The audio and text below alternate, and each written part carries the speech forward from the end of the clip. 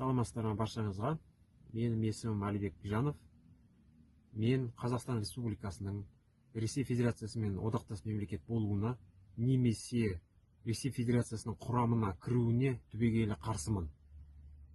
Мен Қазақстан Республикасының азаматшасы Мамырова Назира Қазақстан мемлекетіміздің Ресей Федерациясына кіруіне түбегейлі қарсымын. Алға Қазақстан.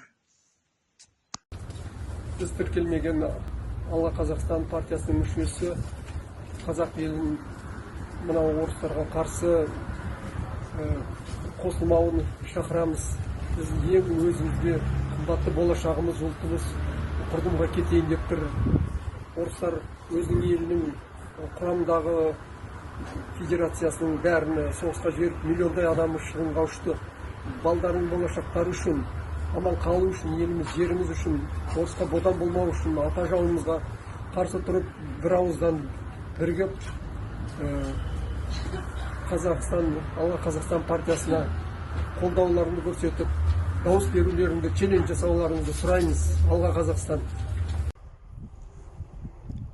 Мен қазақ азаматы Қонышбай Ермек Байжанұлы.